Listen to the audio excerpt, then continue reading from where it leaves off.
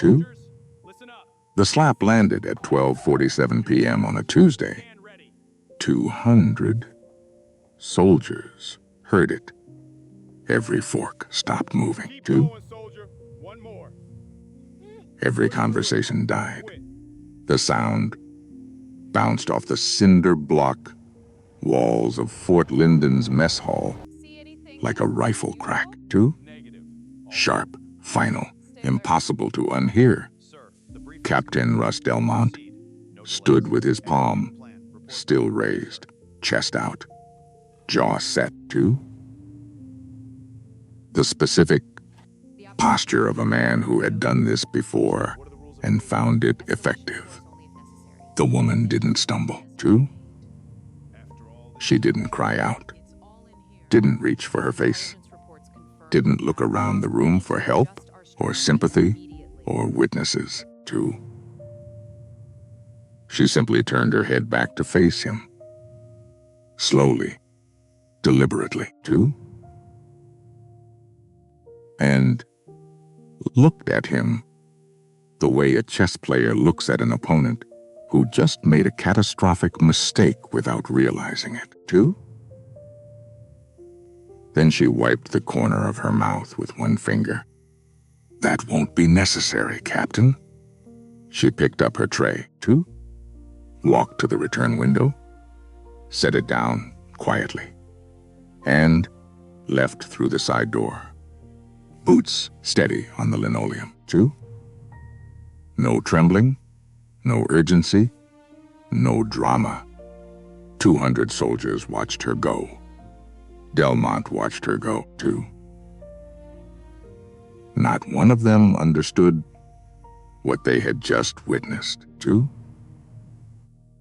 Because the woman who walked out of that mess hall had spent the last 11 days waiting for exactly that moment. 2. And Captain Russ Delmont had just handed her everything she needed. 2.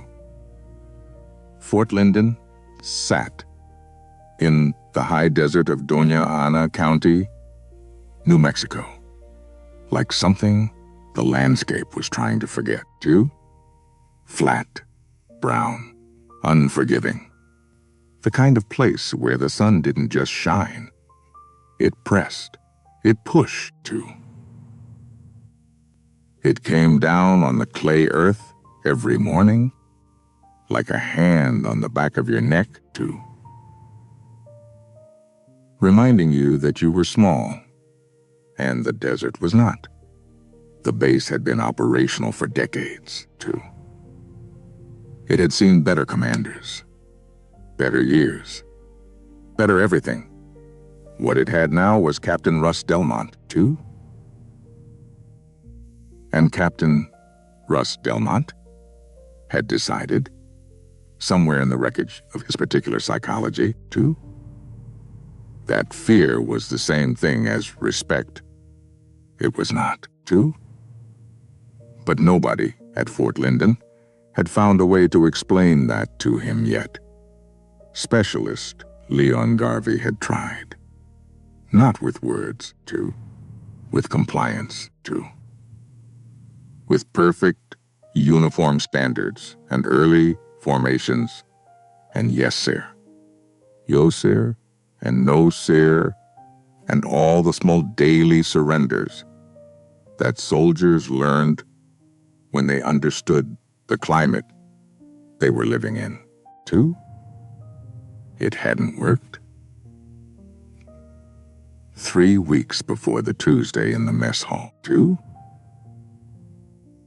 Delmont had pulled Garvey out of line during morning inspection, in front of his entire platoon, too, in front of God and the New Mexico sun and everyone who would have to pretend not to remember it later, too. The infraction was a bootlace, one bootlace, fractionally, imperceptibly, incorrectly tied. "You look like a civilian, too?" Delmont said, not loudly. That was the thing about Delmont. He didn't need to be loud, too.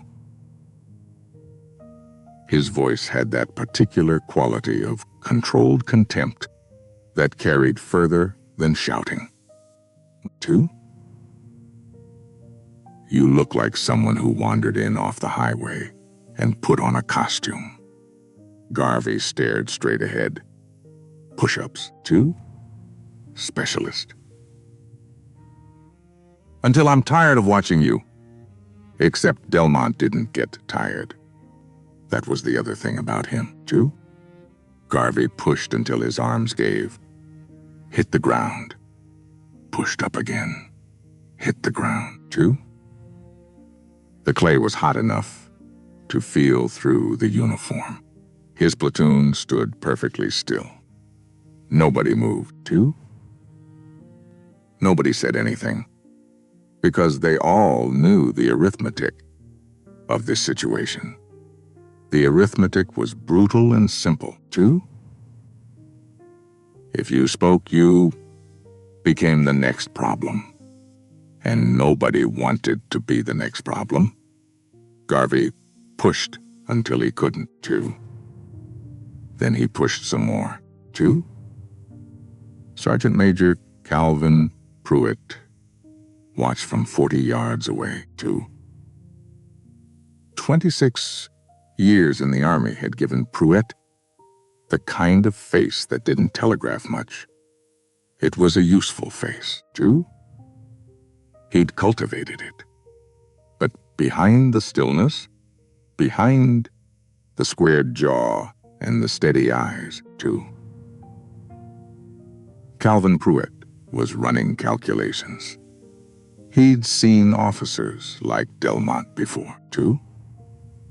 Men who'd figured out that a certain kind of institution would protect them if they were careful enough about which direction they aimed their cruelty to.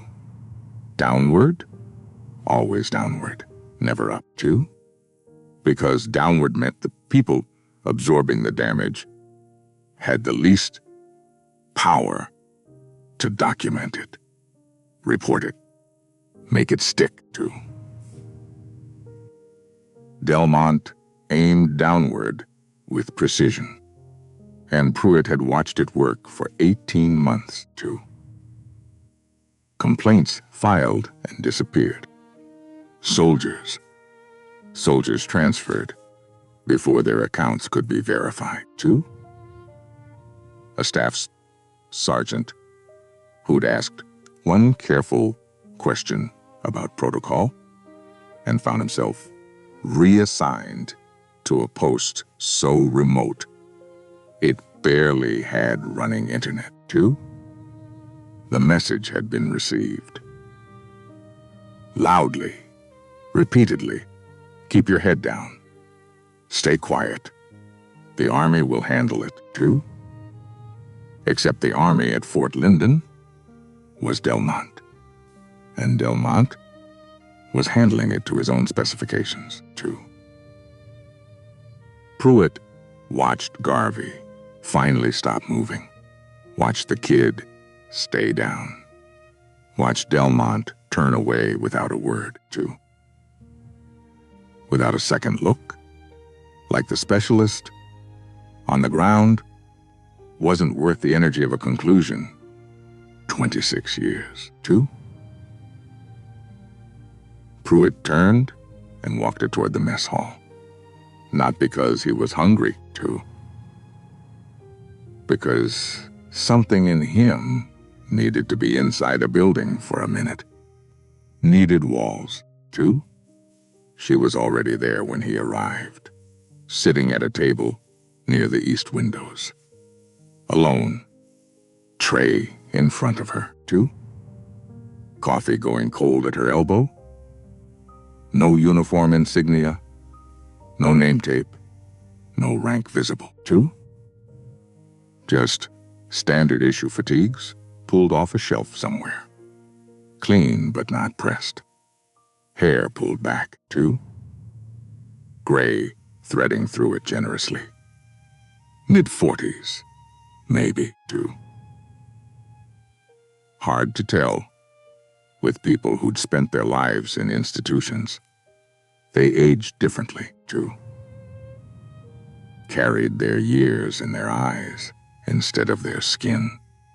Pruitt took a table 3 rows back, too. He told himself he wasn't watching her. He was absolutely watching her. Because something was off. Or not off, too. Something was precise.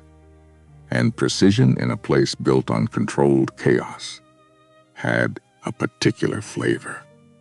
She ate methodically, too.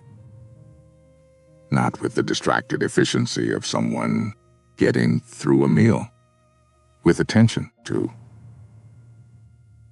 Like she was doing 12 things at once, and eating happened to be one of them. Her eyes tracked the room, too. Systematically. Not the wandering gaze of someone killing time, too. The specific rhythmic scan of someone compiling information. Left to right, near to far, the exits, the groupings, too. The hierarchies expressed in seating, arrangements that most people would never consciously notice, too. She noticed Delmont the moment he walked in. Pruitt saw her notice. A fractional pause, a micro-adjustment, too. And then she was back to eating, back to the systematic scan, too.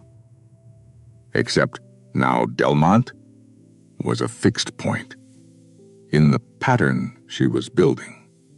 Pruitt set down his fork. Who are you, too? Not a question. A problem to solve, because 26 years had also taught him this, too. The people who stayed calm in places like Fort Linden were either brand new and hadn't learned to be afraid yet, too, or they had nothing left to prove. This woman was not brand new, and she was not afraid, too. Delmont made his way to her table the way he made his way to all confrontations. Unhurried. Certain, too. The specific gait of a man who had never once considered that a situation might not resolve in his favor. He stopped, too. She looked up. You're not in proper uniform, Delmont said. Name tape, rank, ID, too. I want all 3 on the table right now. She looked at him. Not with hostility, not with fear, too. With something far more unnerving. Patience. I'm not required to present identification to you at this time, Captain. 2. Excuse me, you heard me. Short. Quiet. The sentence landed like a period, not a comma. Complete. Closed. 2. Not an invitation to continue. It was exactly the wrong thing to say to Russ Delmont, or the exactly right thing, too. Depending on which side of the chessboard you were sitting on, you don't belong here, Delmont said, too. His voice dropped to that controlled register, the one that carried. You don't wear rank. You don't salute, too. You don't have the basic decency to show appropriate respect. So, let me be very clear about what's going to happen next, too. She waited. You're going to identify yourself right now. Or I'm going to remove you from this installation, personally, too. She looked at him for one long moment. That won't be necessary, Captain. And turned back to her food, too. The sound arrived. before Pruitt's brain fully processed that it was going to happen. The slap, too. 200 forks stopped moving. Her head turned with the impact. Not violently, too. Like the force of it had simply redirected her attention rather than her balance. She stayed in her seat, steady, rooted, too. And when she turned back to face Delmont, her expression had not changed. She touched the corner of her mouth, too. Looked at him, and what Pruitt saw in her eyes in that moment was not anger, not humiliation, too. Not the raw, wounded look of someone who had just been violated in front of 200 witnesses. It was something colder. It was something colder, too. More patient, recognition, like she had just confirmed something she'd already known. She stood, picked up her tray, too, walked to the return window, set it down, and left, boots on linoleum, steady as a metronome, too. Steady as something that had been running a long time and knew exactly how much distance it had left to cover. Too?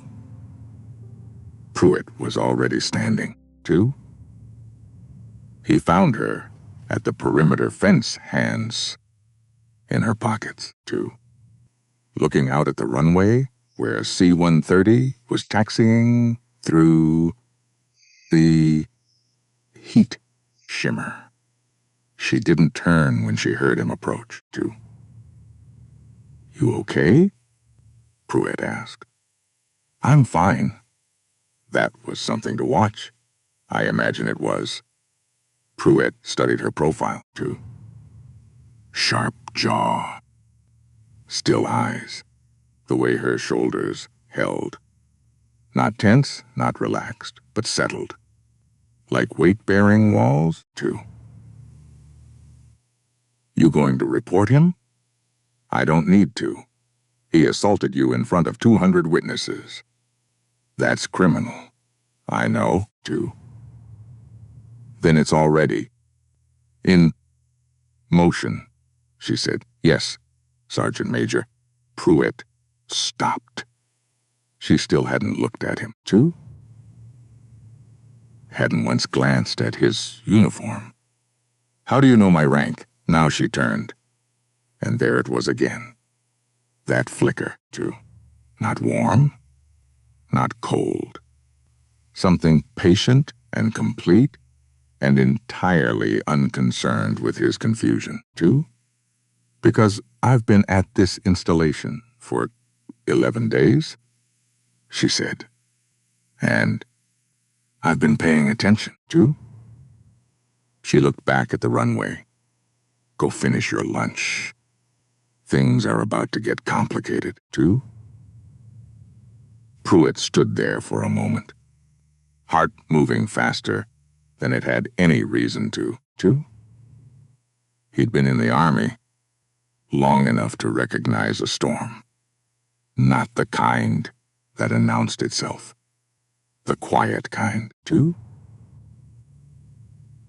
The kind that was already overhead before you realized the air had changed. This woman wasn't caught in the storm, too. She was it, too. The rumors started before the mess hall cleared, too. 200 soldiers, with nothing classified happening, that Tuesday afternoon, were exactly the accelerant a story like this needed, too. She's CIA. Definitely CIA. You see how she moved? No. DIA, too. My buddy in Signals said she was asking questions about supply logs last week. Very specific questions, too. Inspector General. Has to be. They send people in undercover. It's a whole thing, too. Nobody from IG walks in without an entourage and a laptop. This was something else, too. Specialist Garvey heard the theories from 3 different sources in the hour after lunch, too. He didn't contribute any of his own.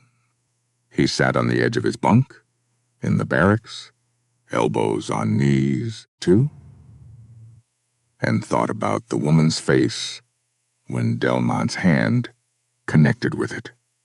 He'd seen people get hit before, too.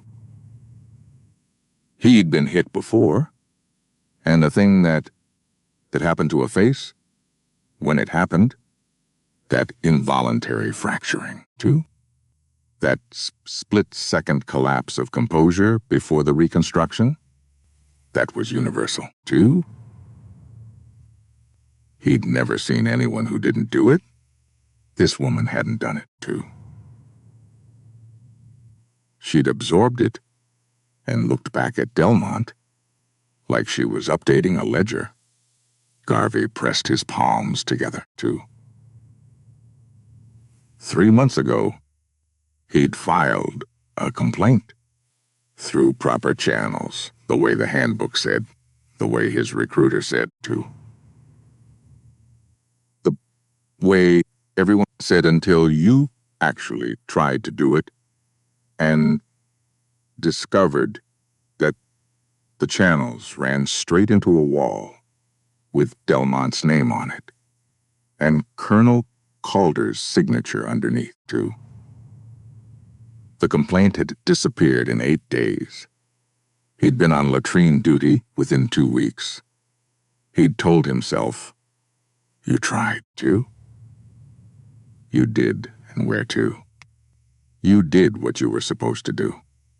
You can't force a system to work if the system doesn't want to. But watching that woman walk out of the mess hall with her chin level and her boots steady, too, he thought maybe he'd been wrong about what the system wanted, too. Private Dana Whitmore worked the admin desk in Building C. She was 22. 14 months at Fort Linden, too. She'd processed enough personnel files to know that routine was the architecture of military life, too, and deviations from routine were either irrelevant or catastrophic, with very little in between, too. What happened at her computer terminal at 2:15 p.m. that Tuesday was not routine, too? The file request had come through standard channels, too. Captain Delmont had submitted it that morning before the mess hall incident, which felt significant in retrospect, too. Name, unit affiliation, clearance level of the woman in unflagged fatigues. She typed the name, Ashby, Lorraine M. 2. The screen went red. Not a standard access denied. 2. Not the yellow flag she got sometimes on files with restricted personnel information. Red. 2. With text she had never seen in 14 months of processing files. 2. Classified, clearance level insufficient. Access, attempt logged. Whitmore stared at the screen. 2. She had clearance to access the files of colonels, visiting generals. 2. A senator's aide who'd come through on a congressional tour. She'd never been blocked. Not once. 2. And she'd never seen the words access, attempt logged, which meant someone somewhere now knew she had tried. 2. She picked up the phone with hands that had developed an opinion about the situation independently of her brain. Yeah, 2? Hi. I'm getting a clearance block if I've never seen before on a file request. Name on the file? Ashby. Lorraine Ashby. 2. Silence. The kind with texture. Where are you calling from? Admin. Building C. Second floor. 2. Stay there. Don't access that file again. Don't discuss this with anyone. The line went dead. 5 minutes later, 2. 2 men walked through the door of Building C. Federal badges clipped to their belts, 2. Earpieces coiled up into invisible radios, 2. They moved through the office with the specific efficiency of people who knew exactly where they were going and had already decided what they would find when they arrived, 2. Private Whitmore. Chair scraped back. Yes, sir. Come with us, please, 2. They led her through a corridor she'd never used, down 2 flights, into a windowless conference room with a table, 2. 3 chairs, and a recording device sitting in the center, 2. Tell us everything you know about the woman whose file you just tried to access. I don't know anything, 2. I've never met her. Captain Delmont sent the request this morning. I was just doing my job. They looked at each other, 2. One of them wrote something down. Whitmore pressed her hands flat against her thighs under the table, 2. She was 22 years old, and she had been processing files for 14 months, and she knew, with the bone-deep certainty of someone raised when inside this institution, with what it meant when they told you to stay put and wait, 2. It meant you had touched something you were never, ever supposed to touch, 2. Captain Russ Delmont walked into Colonel Brent Calder's office at 3:30 p.m., feeling like a man who had just won an argument. He'd already filed his report. Time-stamped. Detail, 2. Officially recorded. At approximately 12:47 hours, 2. I encountered an unidentified female individual in the enlisted mess hall who failed to render appropriate military courtesy and refused to provide identification when lawfully requested, 2. Subject's behavior constituted a disruption to good order and discipline, 2. Physical correction was deemed necessary to maintain command authority. He'd used the phrase, physical correction, 2. Clinical. Measured. He was proud of that. Calder didn't look up from his computer. Report to headquarters, 2. General inspection. Dress uniform. 15 minutes? Delmont frowned.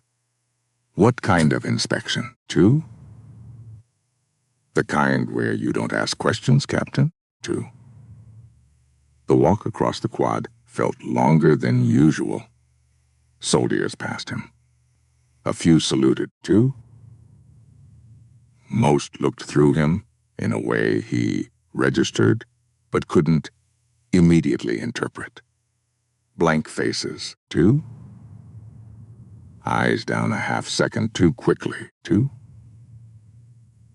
The particular social weather of a place where everyone knows something that one person doesn't, 2.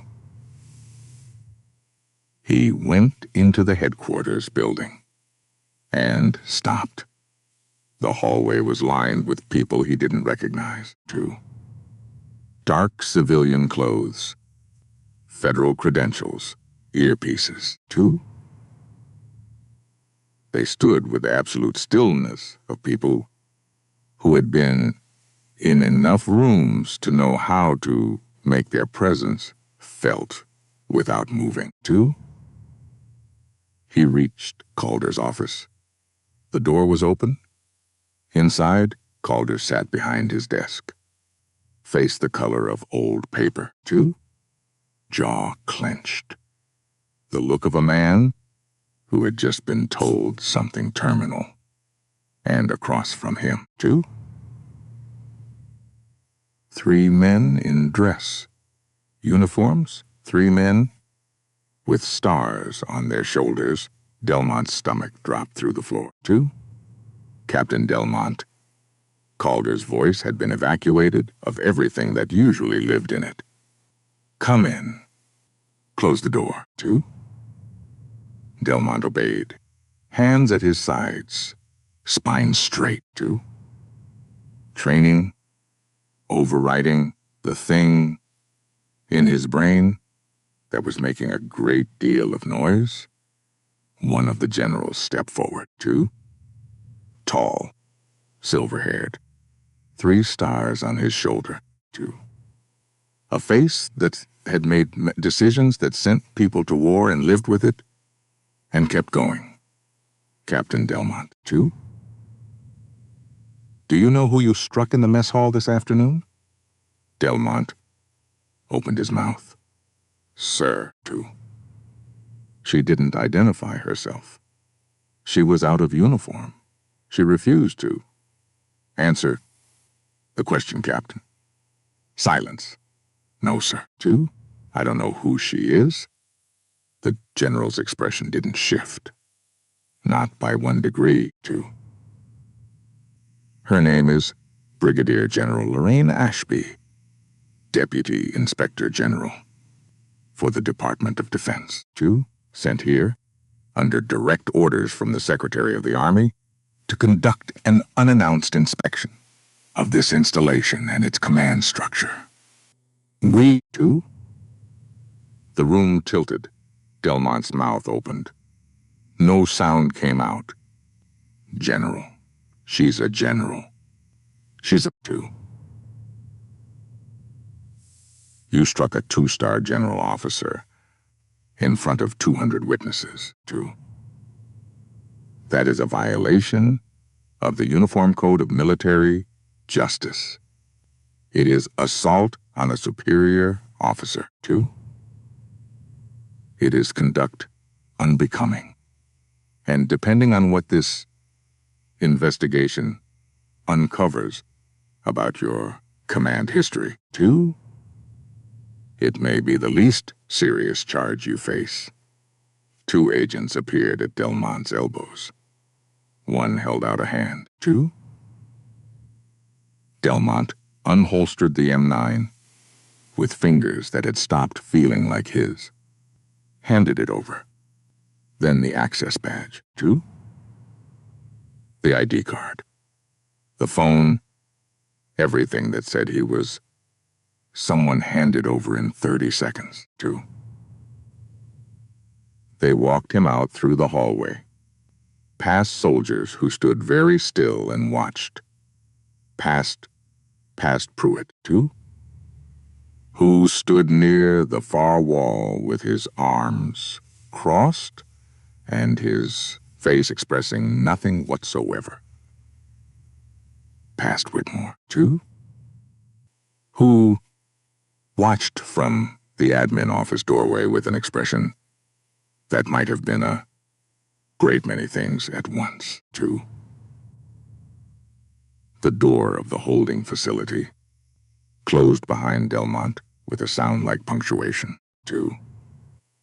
Lorraine Ashby stood at the east perimeter fence when it happened. She didn't need to watch, 2. She'd planned the sequence carefully enough to reconstruct it from the sounds and the timing and the radio chatter through the earbud she'd put back in 20 minutes earlier. 2. Delmont was in custody. She should have felt something more decisive, more resolved, too.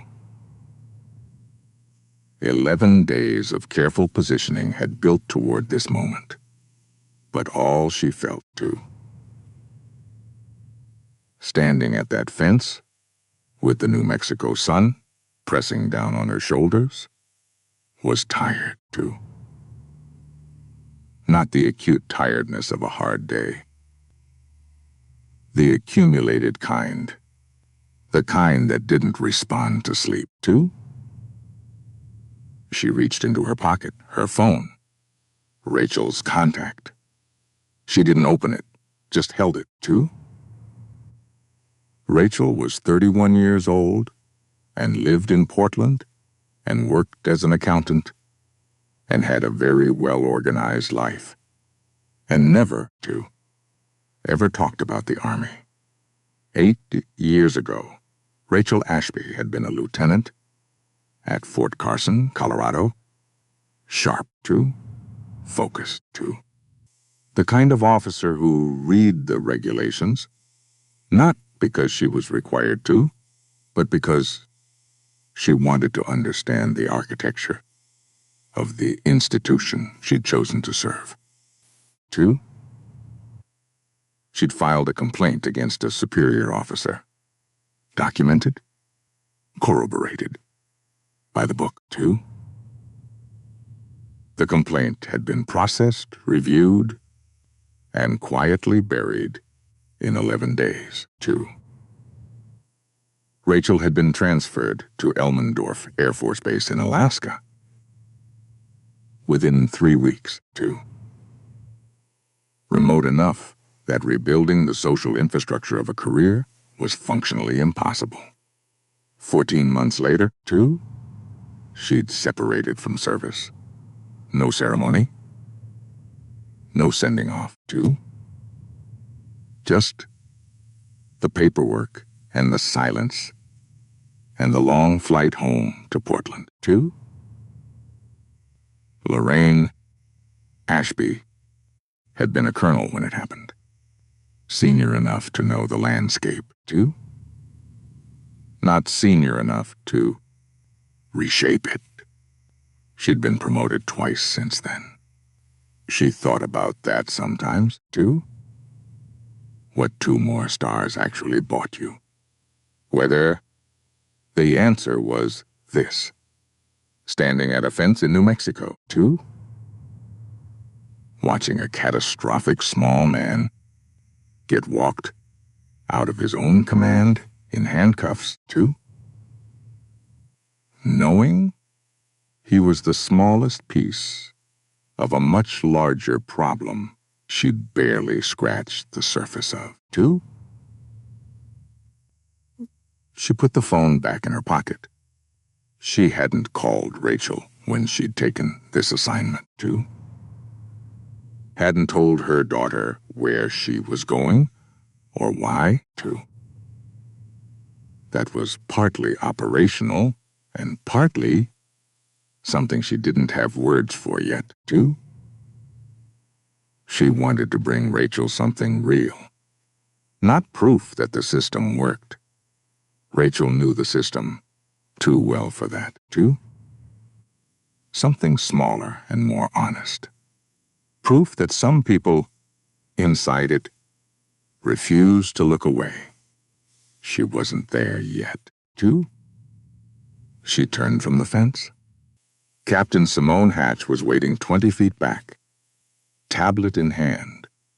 Posture straight, talk to. Ashby said, 14 complaints filed against Delmont in 18 months. Across 4 different units, 2, all reviewed by Colonel Calder, all downgraded to administrative notes or closed without action. Ashby walked, 2. Hatch fell into step, pattern, consistent. Every soldier who filed was reassigned within 4 to 6 weeks, too. Delayed enough to not look retaliatory. But the correlation is deliberate? Yes, ma'am. Ashby was quiet for a moment, too. The clay earth crunched under her boots. Pull Calder's review records. 3 years. Every complaint he touched, too. Every outcome cross-referenced, with the reassignment timeline already started, too. And the specialist from the motor pool, Garvey, I'll set it up. Evening. His choice whether to come, too. Ashby looked back at the headquarters building. Through the windows, too. She could see the movement of people who hadn't been there this morning. Federal agents, too. The machinery of an investigation, beginning its particular brand of organized disruption. Delmont was the fracture, too.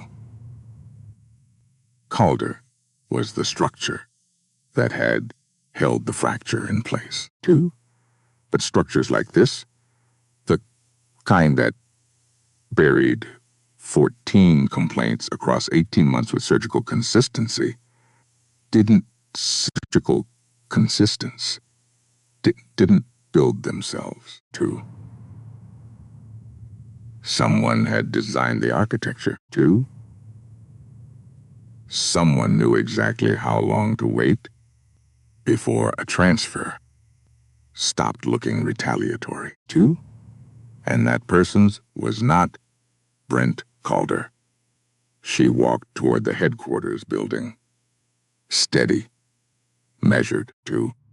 The particular gait of a woman who had been in enough rooms to know that the ones that mattered most were usually the ones nobody was watching, too. The investigation had begun, and Delmont, sitting in a holding cell with his hands on his knees, was only the beginning, too. The files arrived at 0600 Wednesday morning. 47 boxes. Physical records, too. Pulled from 3 different storage facilities. Across 2 states, too. Because Hatch had learned, somewhere in the 7 years she'd worked with Ashby, that digital records told you what someone wanted you to know, too. Paper told you what they forgot to hide, too. Ashby stood in the center of the requisitioned conference room and looked at the boxes. Then she started, too. Not from the top, not alphabetically. From the most recent, from the point closest to now, too. Because that was where the living edges were. That was where the pattern would still be warm, too. She read for 4 hours without stopping, and somewhere around the 3-hour mark, she found it. 18 days, too. That was the number, not 16, not 22, too. Not somewhere in the variable range you'd expect from a bureaucratic system processing reassignment requests through multiple channels, too. 18. Every time Private First Class Keene filed complaint, October 4th. Reassignment orders signed October 22nd, too. 18 days. Corporal Diaz filed complaint February 17th. Reassignment orders signed March 7th. 18 days, too. Sergeant Holbrook filed complaint June 29th. Reassignment orders, signed July 17th, 18-2. Because the window for an internal investigation to gain traction, the window where a complaint could be escalated before the complainant was out of jurisdiction, was 21 days. 2. Standard procedure. Everyone in JAG knew it. 2. 18 days cleared the complainant out 3 days before the window closed. 3 days of buffer. Clean. 2. Defensible. 2. Just enough distance that the timing could always be argued as coincidence by anyone who only looked at one case at a time. 2. But she was looking at 14 cases, and the number was always 18. Ashby looked at Hatch across the table. 2. This was designed, she said. Yes, ma'am. Not Calder? No, because Calder was many things. A coward. 2. A man who'd chosen career preservation over basic decency with such consistency, it had become a kind of character. 2. But he was not this precise. Calder was a man who avoided trouble. 2. This was a man who engineered systems to make trouble disappear. Those were different skill sets entirely. 2. Who approved the reassignment orders? Hatch pulled the approval chain. And then her face did something unusual. 2. A micro-expression. There and gone. But Ashby had been reading that face for 7 years. 2. It meant the answer was worse than expected. General Hargrove's office, Hatch said. Every single one. 2. Generated there. Sent down to Calder for signature. Silence in the conference room. Outside. 2. Fort Linden ran its Wednesday routines. Formations, drills. 2. The ordinary machinery of a base that didn't yet understand how thoroughly it was being taken apart. 2. Pull everything connected to Hargrove's office, Ashby said. Last 3 years. All personnel actions. 2. All complaint reviews. All interdepartmental communications. 2. Leon Garvey knocked on the conference room door at 11:04 p.m. Wednesday night. He knocked twice. Stopped, 2. Like he was giving himself a chance to change his mind between the first knock and the second. Ashby opened the door. 2. He looked younger than his file. 22 on paper, younger than that in the doorway.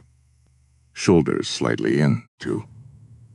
Not quite standing straight. The specific posture of someone who had learned in increments. 2. That standing fully upright attracted the wrong kind of attention. Specialist Garvey, ma'am. His voice was steady, 2. Points to him for that. I heard you wanted to talk. They said I didn't have to if I didn't want to. That's true, 2. I want to. She stepped back. She stepped back. He came in. Sat across from where she'd been working, 2. Looked at the files stacked around the room. The timeline spread across the far wall. Hatch was not in the room, 2. Some conversations needed space. Tell me what happened, Ashby said. No notepad, no recording, 2. Not the official version. Yours? And Garvey talked? He talked for a long time. The bootlace incident, too. The push-ups in the clay dirt. The complaint he'd filed, because he'd actually, too, genuinely believed there was a process, and the process would work. Then the complaint disappeared. Then the latrine duty, too. Then the message. Received. Understood. Complete. I wasn't the only one, Garvey said. I knew that, too. But knowing something and... He stopped. And being able to do anything about it are different things. Yes, ma'am, too? Ashby nodded. Because she knew that exact gap, too? The space between understanding a situation clearly and having the tools to change it. She'd lived in that gap, too. Filed her own careful reports to superiors, who were very polite about telling her, in various institutional languages, too, that the problem was not as large as she seemed to think 8 years ago, when Rachel was in Alaska, too. When Lorraine Ashby had been a colonel and a mother, and neither was enough, there's at least 4 others, Garvey said. 2. People who filed, people who saw things. Some still here, some transferred out. He paused. There's one who scares me, too. Ashby waited. Corporal Waverly. Dean Waverly, he was here 7 months ago. He didn't just file a complaint, too. Garvey looked up. Full eye contact for the first time. He recorded things, not audio. Video, too. 3 months on his personal phone. Footage that would have been enough. More than enough, too. Where is Corporal Waverly now? Garvey's face moved, too. Grief and anger and the particular confusion of a young man who hadn't yet built enough scar tissue to hold those 2 things comfortably at the same time, too. He was transferred, Garvey said, Fort Bragg. And then 2 months ago, they said it was suicide, too. The conference room was very quiet. Did you believe that? Garvey looked at her, long enough that it was its own answer, too. No, ma'am, he said. I did not, too. She was on a plane to Fayetteville, North Carolina, by 0400 Thursday morning, too. Hatch sat beside her with a laptop open and the look of someone who had opinions about the pace of this operation, but understood that expressing them was not going to change anything, too. Fort Bragg, the home of the 82nd Airborne, a base the size of a small city, too. A place where one corporal's death in a barracks room could be processed, documented, too, and filed away in the volume of noise, a base that size generated daily, which might have been the point, too. The CID, Criminal Investigation Division, had ruled it a suicide in 72 hours. 72 hours, too. Captain Eric Rawlings met them at the airfield. 40. Competent-looking, too. The specific brand of competent that came from never having had to fight very hard for anything, too. Ashby cataloged him in 4 seconds. General Ashby. Captain Eric Rawlings. Assigned to escort, too. I want to see the barracks room, of course. If you'll... Now, he blinked. Once. Of course. Two. The room was small. Bunk, desk, locker. A window looking onto a parking lot. Standard issue everything, too. The specific anonymity of a space that housed people temporarily and left no impression on either the person or the place. Two, yellow crime scene tape still across the door. Not because the investigation was ongoing. Two, because nobody had gotten around to removing it. Ashby ducked under it. She walked the perimeter slowly. Two, with the peripheral. With the accumulation of small details rather than the search for one large one. Two, blood spatter pattern on the wall behind the bunk. Angle of entry. Position of the weapon on the nightstand. Two, the spent casing on the floor. Not Reiling's. Summarized the CD report. Trajectory consistent with self-inflicted wound. Two, no signs of forced entry. No indication of struggle. GSR present on the right hand. Ashby stopped. Two, what's in his file about handedness? Rawlings paused. Mid-sentence. I'm sorry, Corporal Waverly. Two, right or left-handed? It would be in his marksmanship qualification records. He pulled out his tablet. Scrolled. Two, found it. Left, he said. Qualified, left-handed on all firearms assessments. Ashby looked at the nightstand. Two, at the weapon. Right side. Within reach of a right hand. At the casing on the floor. Two, the angle, it would have traveled from a right-handed discharge. At the GSR, distribution Rawlings had summarized. Two, right hand, strong concentration, left-handed shooter. Right-hand GSR. She stood very still. Two, because this was the kind of detail that was only invisible if you looked at one case in isolation. Two,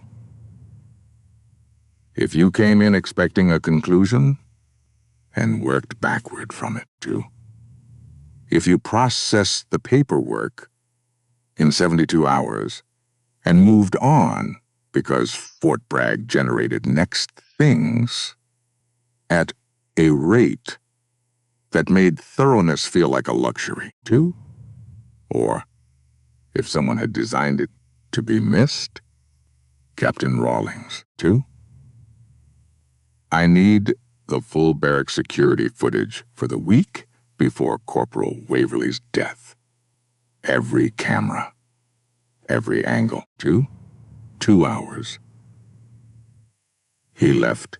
Ashby stayed in the room. Hatch appeared in the doorway. Stepped inside, left-handed. Two, Hatch said quietly. Left-handed, not Triumph. Two, a 24-year-old corporal with 3 months of recorded evidence and enough courage to collect it, had died in a room that smelled like carpet cleaner and institutional paint. Two, and someone had decided the inconvenience of that courage was worth the cost of removing it. Two, how many other witnesses do we have at risk? Ashby asked.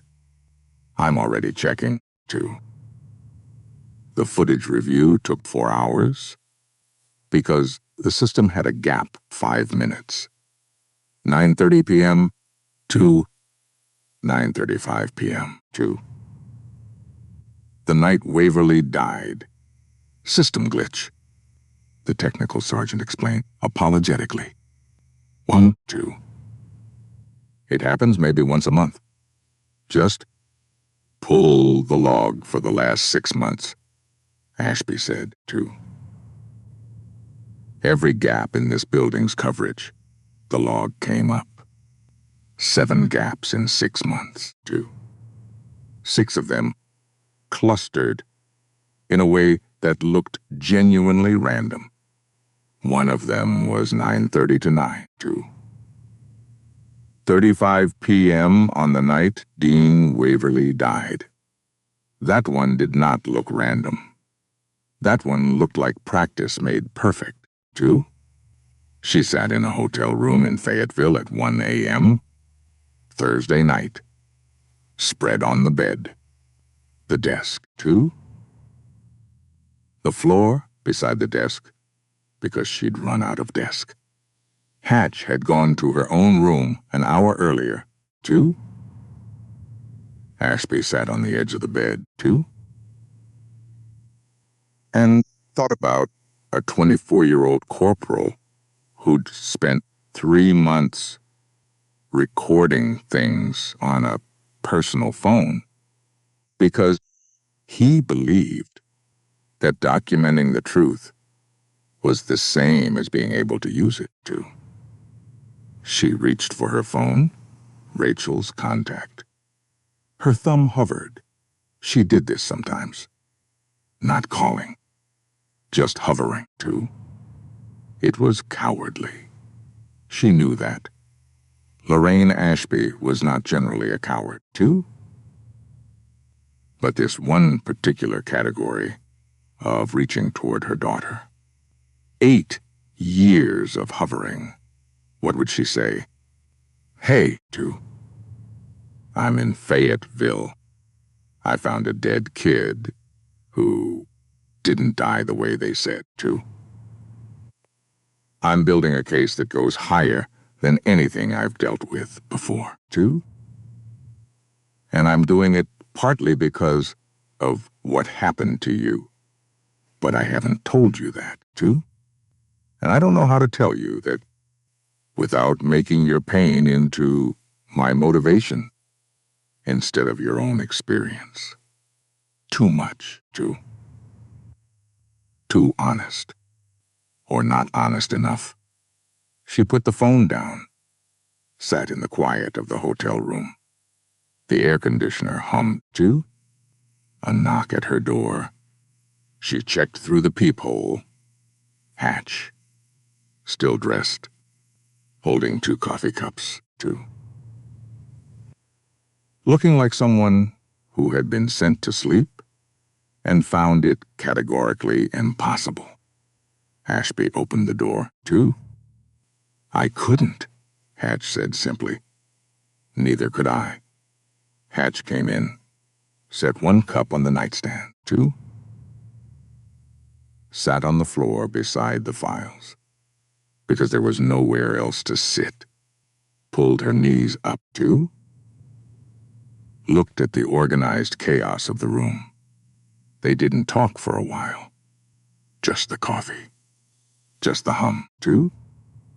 Just the specific kind of quiet that existed between 2 people who had been in enough serious situations together that silence had become a functional language, 2. She's in Portland, Ashby said eventually. Not explaining who, Hatch knew who, 2. She runs a team of 8 at her firm now. Her people say she remembers everyone's kids' names. Hatch said nothing, 2. Which was exactly right. She sounds like someone who should have been given a fair chance, Ashby said. Yes. 2. Hatch said, she does. They sat with that for a while.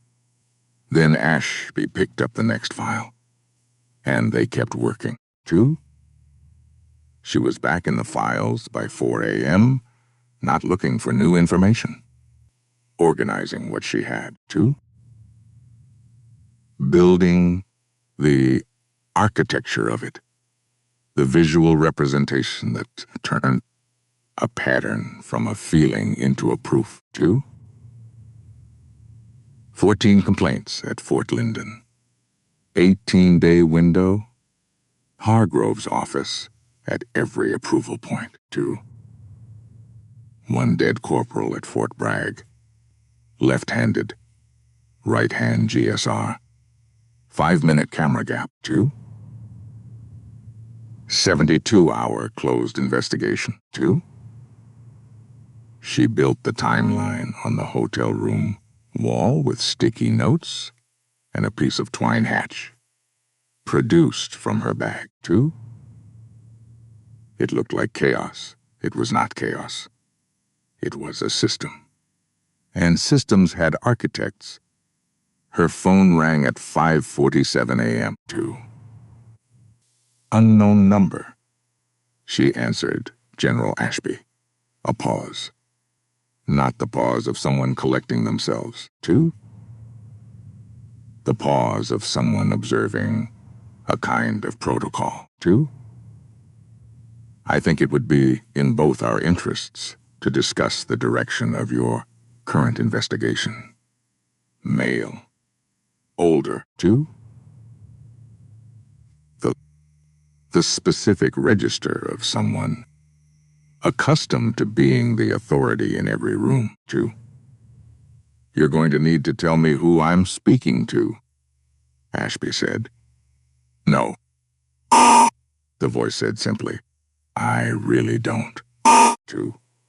What I will tell you is that the line of inquiry you're currently pursuing leads somewhere complicated. 2.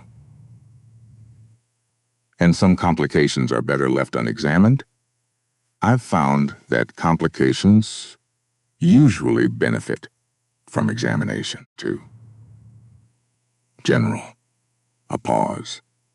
Less. Measured this time. Something behind it. Warning. I'm offering you a professional courtesy. 2. Accept it. The line went dead. Ashby held the phone. Then she set it down and looked at the timeline on the wall. 2. Trace that number, she said. Already pulling. Hatch said from the floor without looking up. 2. They landed back at Fort Linden at 0900. Friday morning. The base felt different. Not dramatically. 2. The same flat desert light. The same clay earth. But the people. 2. The soldiers moved with a different quality of attention. Less eyes down. 2. Less of the specific social compression that came from living in a climate of fear. 2. Not resolved. Nothing this structural resolved in 3 days, but loosened. 2. Like a jaw that had been clenched for so long. It was finally getting a few seconds to rest. 2. Pruitt was waiting at the edge of the quad. He fell into step without preamble. Calder lawyered up at 0630. 2. His counsel is personal friends with Hargrove's chief of staff. Expected. Also, 2 more soldiers who want to talk to. Off the record.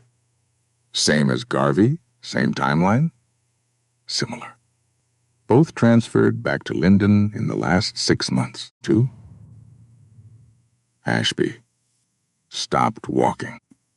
Why would they transfer complaint filers back to the same installation? 2. Unless the complaint filer had been evaluated and determined to no longer be a threat. 2. Or unless someone wanted them close enough to watch the 18-day window. 2. The careful management of people as variables. Whoever designed this They were very patient, too, and very close to this base. Monday morning, the call from Hargrove's office. Not through channels. Directly, too. Ashby took it. General Ashby. 3 stars of confidence. The kind that could afford not to perform, too. I understand you've been conducting a fairly wide-ranging review of personnel procedures at Fort Linden, too. That's correct. And that your inquiry has now extended to Fort Bragg. Also correct, too. I wonder if we might discuss the scope. Is this call being made in your official capacity, General? A pause, too. I'm reaching out. Collegially, then I'll respond collegially, too. The scope of this investigation is determined by where the evidence leads. Lorraine, with respect, General, too. We don't know each other well enough for first names. Another pause. Longer, too. And in that length, Ashby understood something she hadn't fully assembled until this moment, too. Hargrove was not calling to obstruct. He was calling because he was afraid, too. And people at his level did not get afraid unless they had something specific to be afraid of. General Hargrove, too. If there's information you'd like to share through proper channels, I would welcome that, too. The offer has a limited shelf life. She handed the phone back to Hatch and kept walking, too. The betrayal happened Monday evening. She found out the way she found out most important things, too. Through the accumulation of small details that individually looked like nothing, too. A file access that shouldn't have happened from a terminal that shouldn't have had clearance, too. A security log entry timed at 10:47 p.m., too. An upload to an external server, the base monitoring software, flagged 39 minutes later, too. The file contained the current status of her investigation, witness names, interview schedules, too. Evidence chain documentation. Not everything, too. Hatch maintained a separate partition offline that held the core evidentiary records, too. Standard protocol. Ashby insisted on at the start of every investigation. But enough, too. Enough to show Hargrove's people the shape of what was coming. She didn't confront the officer immediately, too. She sat with it for 2 hours, too. Because confronting a leak immediately told the people downstream that you'd found the leak, too. And the people downstream were more important than the leak itself. She told Hatch. Nobody else, too. Hatch's face held something longer than usual because she had worked beside this officer, eaten in the same cafeteria, too. Reviewed files in the same long nights. I know, Ashby said quietly, too. Hatch put her hands flat on the table and looked at them for a moment. Then she looked up, too. What do you need me to do? Flag every file access from his terminal in real time. But keep everything normal, too. Everything. By noon Tuesday, they had a record of 6 additional data pools. By 3 p.m., too, they had a destination address for the uploads. it resolved to a server registered to a lobbying firm in Falls Church, 2. Virginia Ashby pulled the registration documents. The firm was 8 years old. 3 partners, 2. Specialized in defense, contract consulting. The senior partner's name was Wallace Denton, 2. She stared at that name for a long time. Wallace Denton. Everyone in her world knew the name, 2. Chairman of the Senate, Armed Services Committee. 18 years in the Senate. Former Army officer, 2. Author of 3 major defense authorization bills, 2. The kind of figure who had accrued enough institutional weight that his presence in a room changed the room's center of gravity, 2. She typed his name into the cross-reference database she kept on a separate server, 2. A database she'd been building across her entire career as Deputy IG Denton, Wallace R. Fart 43 results, 2. She hadn't known that. She'd never searched his name before because she'd had no reason to. 43 results, 2. She started reading, 2. Earl Waverly drove 4 hours from Raleigh. He called Hatch's number first, then Ashby's, then Hatch's again, 2. Left a voicemail that said 3 sentences and stopped, as though he'd run out of language. My name is Earl Waverly, 2. Dean was my brother. I have information that I think you need to hear. He arrived at the designated meeting point at 5 to 30 p.m. Tuesday. A diner off I-10, 2.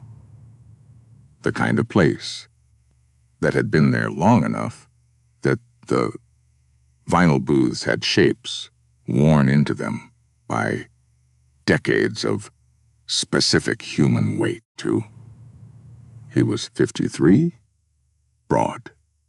The kind of broad that came from physical work rather than deliberate cultivation, 2. His hands on the tabletop were the hands of someone who had spent years handling equipment, 2. He didn't look like a man who'd driven 4 hours because he had information, 2. He looked like a man whose brother was dead, and this was the last available thing he could do about that, 2. Ashby recognized that look. She knew it from the inside. Tell me about Dean, she said. And Earl talked, too? Not about the death, not immediately. About the living. About who Dean had been, too. A kid who'd enlisted because he genuinely believed in something, who was good with electronics, with recording equipment, too. With the patient technical work of documentation. Who'd believed? Like Garvey, too. Like all of them, that the system would respond if you gave it enough to work with. He was so careful, Earl said. 2, 3 months? He backed it up. He had copies in 3 different places. He stopped, 2. He told me about it 6 weeks before he died, 2. Said he was going to hand everything to the Inspector General. And then it would be over, 2. He was transferred 2 weeks after he told you? 18 days after he filed? 18 days. There it was, 2. After he died, I went through everything I could find. Earl continued. I'd worked defense contracting for 4 years, too. I understood how procurement worked, how contracts got written and awarded, and what the paper trails looked like, too. He reached into his jacket, set a folder on the table. Not thick. Precise, too. I was looking for wherever the money went when it left the budget lines that funded places like Fort Linden. Earl said, too. Because money like that doesn't disappear. It goes somewhere. And I wanted to know where, too. Ashby didn't open the folder yet. What did you find? Earl looked at her, too. The look of a man who had followed a thread because grief required action and arrived somewhere grief hadn't prepared him for, too. Every major contract action at installations where complaints were buried. Fort Linden, Fort Bragg, too. 3 others. Get routed through a budget authorization subcommittee. He paused, too. The chairman of that subcommittee for the last 6 years has been Senator Wallace Denton. The diner hummed around them, too. He's not just connected, Earl said. He built it. The 18-day window. The approval chain through Hargrove, too. The lobbying firm that manages the contract relationships. All of it runs back to Denton, too. He pressed his fingers against the folder. Dean documented 1 payment, 1 wire transfer, too. Between a shell company and an account that I traced, we traced, too. Before he died, to a personal investment vehicle registered in Delaware. In Denton's wife's maiden name, too. Ashby opened the folder. She read every page. Then she closed it. Set her hands flat on the table, too. A 24-year-old corporal, left-handed, too, who had documented the bottom of a network whose top connected to the chairman of the United States Senate Armed Services Committee. What, too? And who had been walked through a 5-minute camera gap and found with right-hand GSR and a closed investigation in 72 hours, too, Mr. Waverly. I need you to be willing to repeat everything you just told me on the record. Formally. Under oath, too? He didn't hesitate, yes. That's why I drove 4 hours. She nodded. Outside, too. The October evening came down over the Texas highway. Lights coming on across the flat landscape, too. Ashby sat in the booth and thought about 18 days. About 14 complaints, too. About 1 small, careful, 24-year-old corporal who'd spent 3 months documenting truth in a system built to make truth disappear, too. The coffee in front of her had gone cold. She didn't notice. She was already building the next sequence, too. She didn't sleep Tuesday night. There was a difference between not sleeping and not trying. A specific, too. Deliberate difference that Lorraine Ashby had learned to maintain somewhere around year 14 of a career built on examining things other people preferred not to look at. 2. Sleep was for when the work was done. The work was not done. She sat at the desk in the requisitioned office. 2. Files in front of her. Earl Waverly's folder. 2. The timeline on the wall that had started with 14 complaint files and now extended across 3 states and reached to, with the specific, terrible logic of a line drawn between 2 points, all the way to a senator's office in Washington. 2. She wasn't going to the press. She wasn't going to the secretary first. 2. She wasn't going to build a public case and watch Denton's attorneys dismantle it piece by piece in a process that would take years and cost every witness their peace of mind and possibly their safety. 2.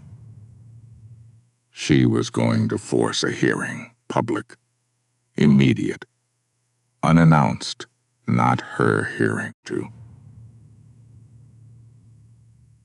The hearing of the one committee member who had been watching Denton's operation from the adjacent seat for 6 years. 2.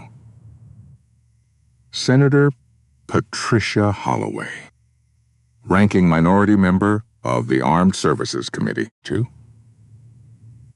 The woman who had tried 3 times to get a full audit of defense contract authorization procedures and been blocked every time by Denton's majority. 2. Ashby had called her at 2 a.m. Wednesday. Holloway had picked up on the second ring, 2, which told Ashby everything about how long Holloway had been waiting for this call. 2. The hearing was scheduled for the following Tuesday. 6 days. Not enough time to prepare a perfect case. 2. Enough time to prepare a devastating one. On Friday afternoon, she called the leaking officer into the conference room. 2. He was 36. Good record before Fort Linden. 2. A man who had made one calculation at some point, the specific, terrible calculation that people made when they decided that one compromise was manageable. 2. One small act of self-preservation. One lateral step away from the line, except there was never one step. 2. There was always another. He sat down across from her, looked at the table. Knew. How long? Ashby asked. 2. 8 months. What did they offer you? A pause. Long enough to be its own answer. A command position. 2. After Fort Linden, my choice of installation. Did you know about Waverly? Before? No. Flat. Certain. 2. No. I didn't know about that until... He stopped. Until you accessed my files. He didn't answer. 2. Which was its own answer. You're going to resign your commission this afternoon. Ashby said. 2. You're going to provide a full written account of every contact you had with Denton's organization and every piece of information you transmitted to. In exchange, the charges will be administrative rather than criminal. He looked up. That's it? That's the offer. 2. 30 minutes. He looked at the table. 2. At whatever it was, people looked at when they were calculating the remaining distance between who they'd intended to be and who they'd become, too? Yes, he said. Ashby nodded. Stewed. Let him do what came next, too. Tuesday morning, the Dirksen Senate Office Building. 3 blocks from the Capitol, white marble, high ceilings, too. The atmosphere of a building that had absorbed decades of consequential conversations and developed a kind of institutional gravity from the accumulation, too. Ashby arrived at 0730, in uniform, full dress, 3 rows of ribbons, 2 stars on each shoulder, too. She had not worn the uniform since the mess hall at Fort Linden, too. Since the fatigues with no insignia and the deliberate invisibility she'd maintained for 11 days, too. Now she was visible. Completely. Intentionally. Entirely. Hatch walked beside her. Also in uniform, too. The expression of a woman who had not slept in 2 days and was running on something that felt, from the inside, too, more like purpose than adrenaline. Garvey was already in the waiting area, sitting straight, dress uniform, too. 19 months ago, he'd been pushed face down into New Mexico clay for a bootlace, too. Today, he was sitting in a federal building 40 minutes before a Senate hearing. Ashby stopped in front of him, too. How are you doing, Specialist? Honest answer? Only kind I accept. Terrified. But here, that's the only requirement, too. She kept moving. Earl Waverly was in the hallway outside the hearing room. He had the folder under his arm, too. She'd asked him to carry it himself, into the room, to the table, in his own hands, too. Because Earl Waverly was not a lawyer, or a general, or an institutional actor with credentials behind him, too. He was a man whose 24-year-old brother had been killed in a barracks room in North Carolina, and made to look like a suicide, too. When the room saw him carry that folder to the table, they were going to see that, too. Senator Patricia Holloway called the hearing to order at precisely 0800, which was the exact moment Denton walked in, too. 4 minutes late, in Denton's world, that was a power statement, too. A calculated entrance that should interrupt something rather than be absorbed into it, too. Except he was not supposed to be at this hearing. He had not been notified of this hearing, which was legal, too. Holloway had called it under a procedural mechanism that did not require majority approval. Emergency oversight, too. Narrow, rarely used, perfectly valid. Denton stood in the doorway, took in the room, the cameras, too. The staff members already seated, too. The witness table, where Ashby sat in full dress uniform, with 2 stars on each shoulder, too. Earl Waverly beside her, with a folder under his arm. Garvey at the end of the table, young and present, and here, too. Something moved across Denton's face. Not a lot, too. 18 years of Senate experience had given him excellent institutional control of his expressions. But Ashby saw it, too. The specific fractional rearrangement of features that happened when someone very certain of a room's shape walked in and found the room had different dimensions than expected. When it did too, he sat in the gallery, not at the witness table, because he had no official role in this proceeding, too. He was simply a senator who had arrived to observe a hearing of the committee he chaired, too, and Holloway had not objected to his presence, which Ashby had anticipated and planned for, too. She testified for 2 hours, not from notes, not from documents, too.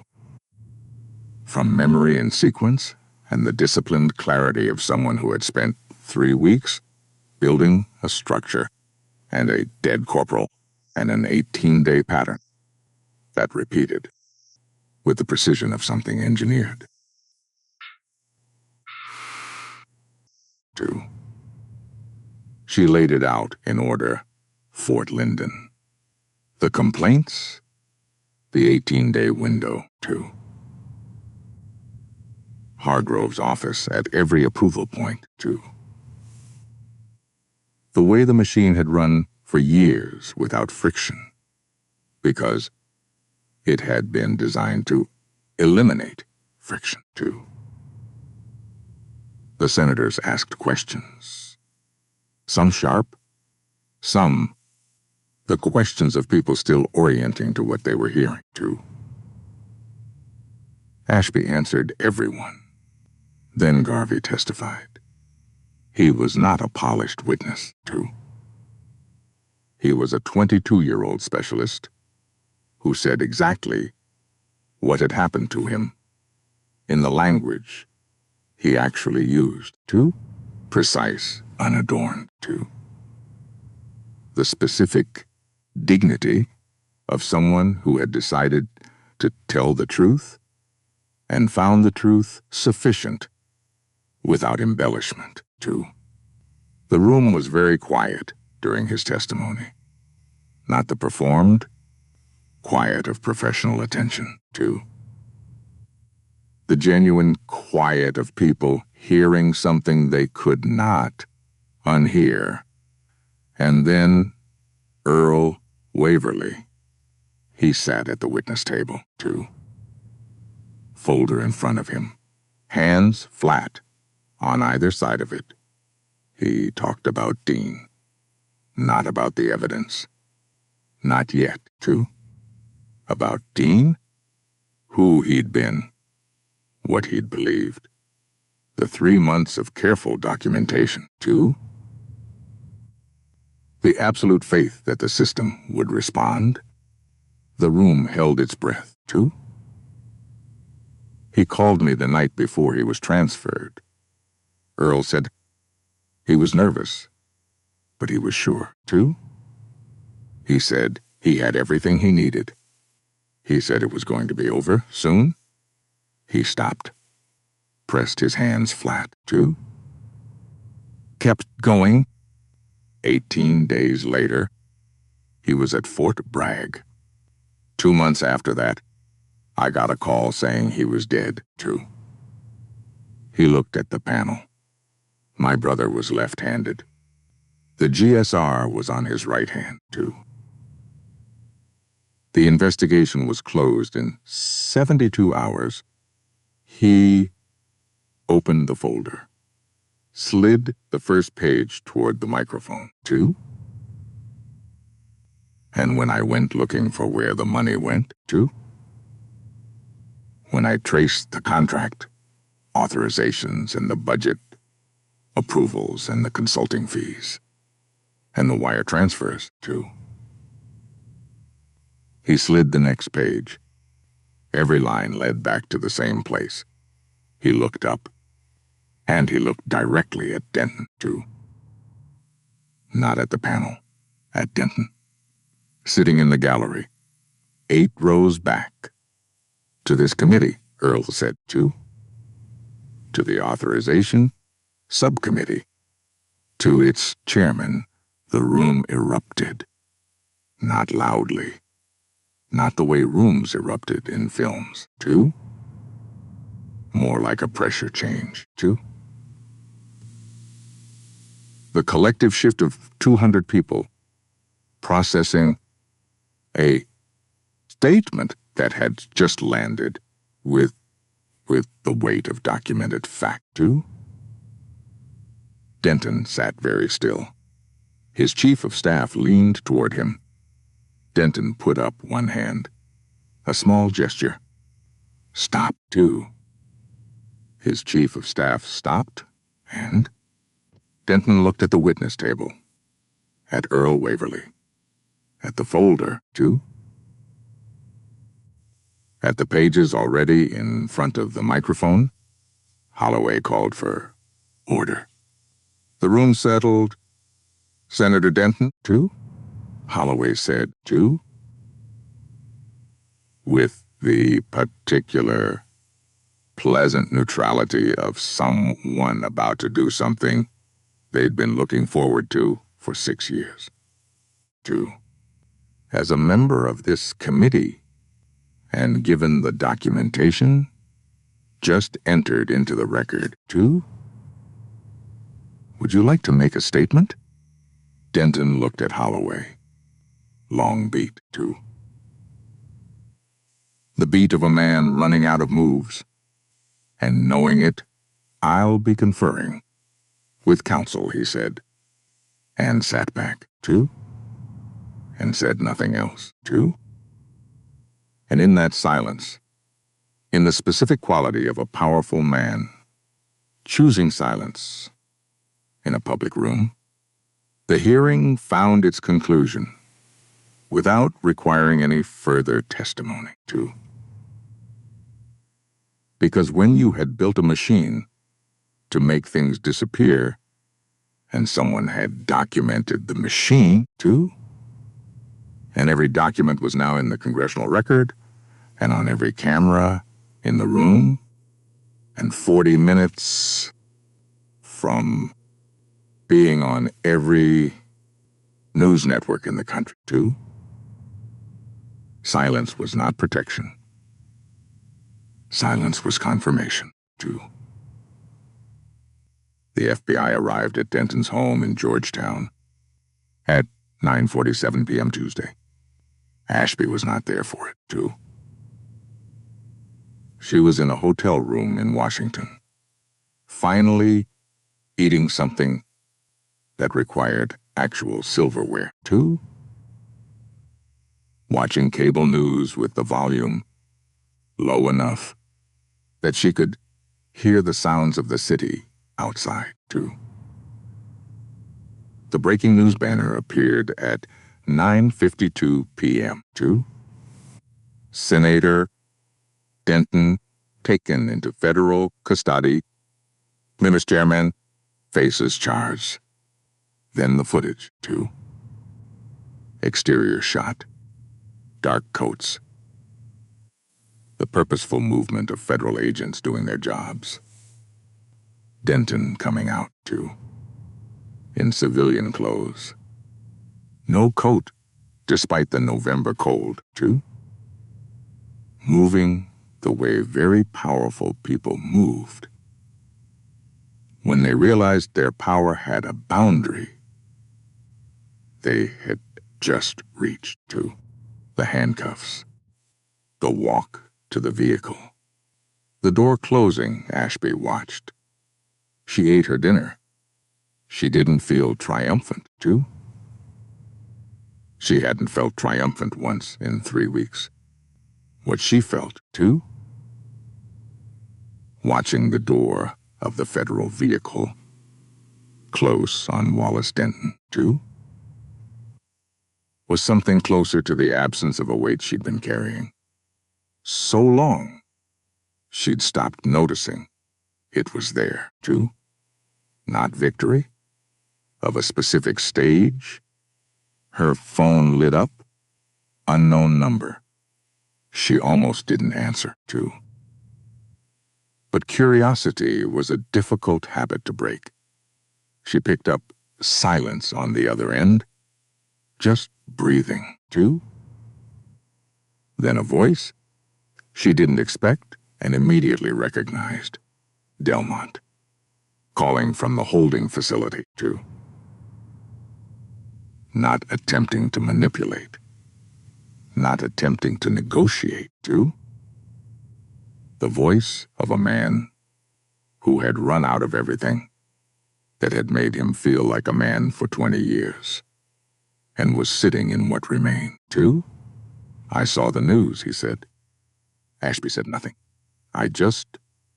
He stopped. Started again, too. I just wanted to say that I understand now. What you were doing. What it cost you to let me? Another stop! I'm sorry, too. For what it's worth. Which isn't much. I know. Ashby looked at the television screen. It isn't much, she said, too. But I heard it. She ended the call. Set the phone face down on the table, too. And let the night be quiet for a few minutes before she opened the briefing folder Hatch had left on the desk, too. The sentences were read in separate courtrooms across 3 months. Life in federal prison. No parole eligibility, too. The specific language of the conviction, emphasizing the abuse of public trust, too. The orchestration of Dean Waverly's murder. 15 years of systematic obstruction of military justice. Hargrove, too. 22 years. Calder, dishonorable discharge. Every benefit, stripped. Delmont, 8 years, too. Dishonorable discharge. 6 years federal. As agreed, Ashby attended none of the sentencings, too. Her business had been building the architecture of accountability. The courts were their own architecture, too. She respected the separation. What she did attend was Dean Waverly's memorial service. Fort Liberty, North Carolina, too. A cold January morning, too. Earl Waverly, standing at the front of the chapel, with the specific posture of a man who had done something for his brother, that could not undo the loss, but could stand beside it, too. Garvey was there, dress uniform, promoted in November, 12 days from submission to approval, not 18, too. Pruitt was there, standing in the back with his arms crossed. Ashby stood near the wall, too. She did not speak at the service. This was Dean Waverly's service, too.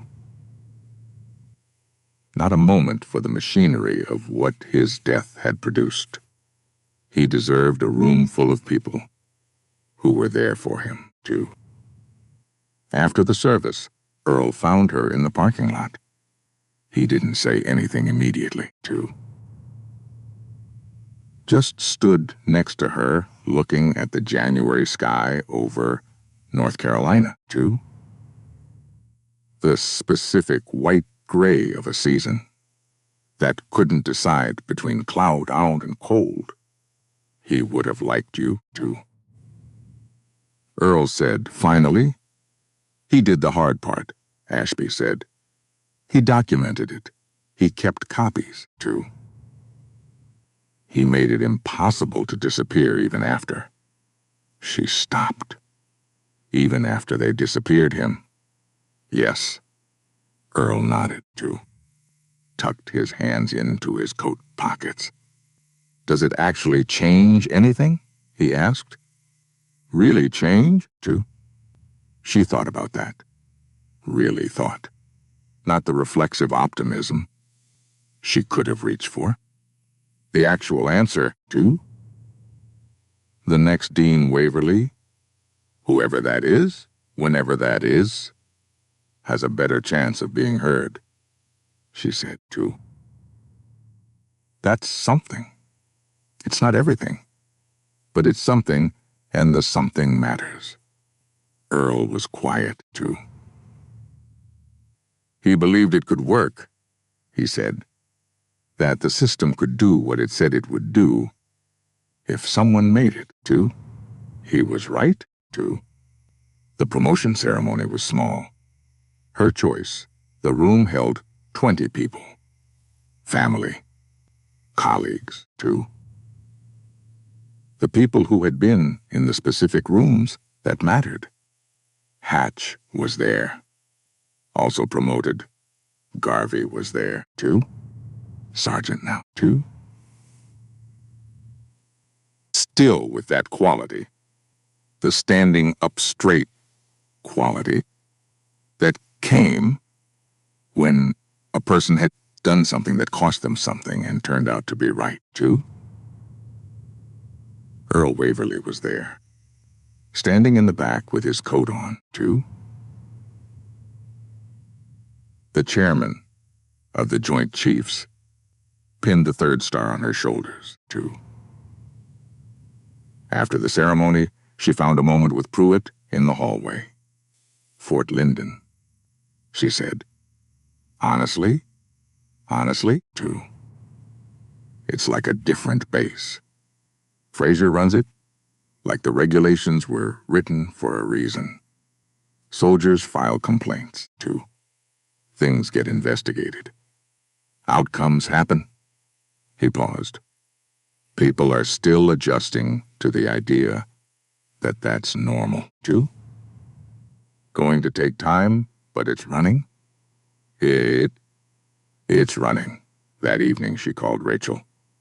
No hovering, too. No thumb above the screen. She called.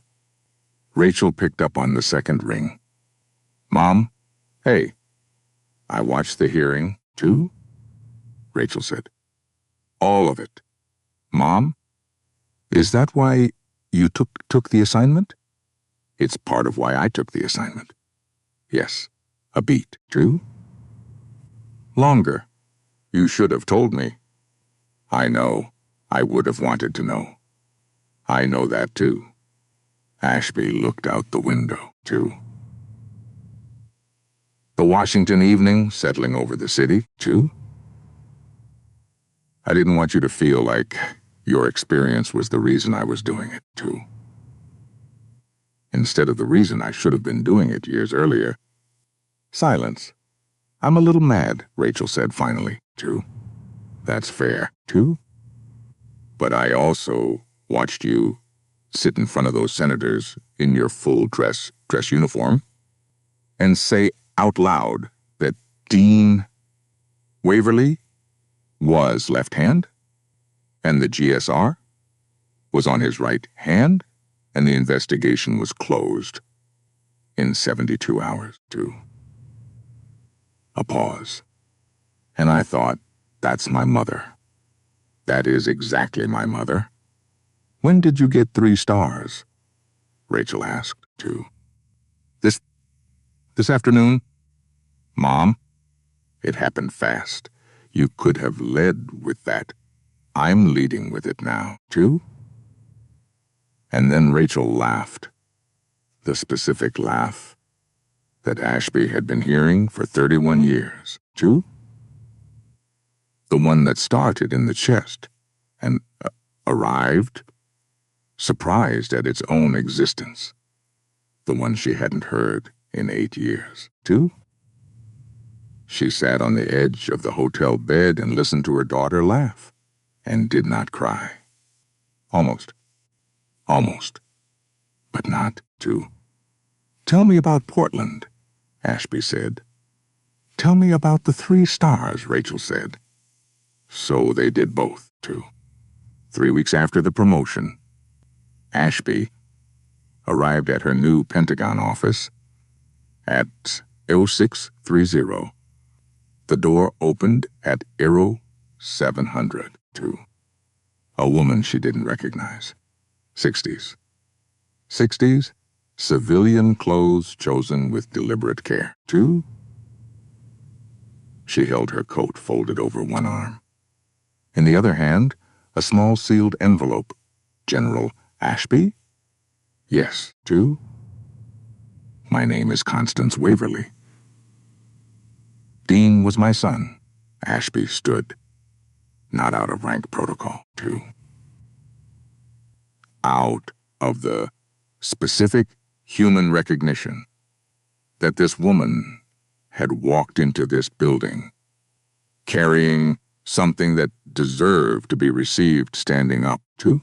Mrs. Waverly, please come in. She came in. Sat.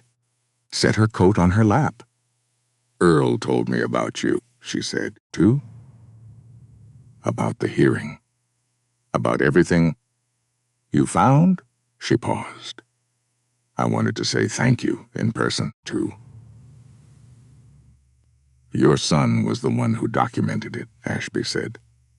We used what he left. He called me before he transferred. 2. Constance said.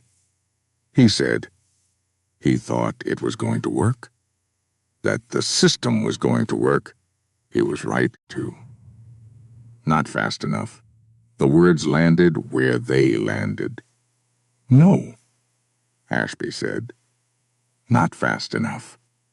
Constance nodded. 2. Like this was the thing she'd needed to hear. Not reassurance. Accuracy. He kept the notes, Constance said. Personal ones, 2. Just things he saw and thought and was planning to do. She held out the envelope. 2. I found them when we cleaned out his room. Earl thought you should have them. Ashby took the envelope. 2. Lighter than expected. And heavier. He also wrote this. Constance reached into her coat pocket. 2. A folded piece of paper. The night before his transfer. He mailed it to me the morning he left, 2. I got it 4 days after he died. She unfolded it. Didn't read it aloud, 2. She'd read it enough times that the reading was internal now, 2.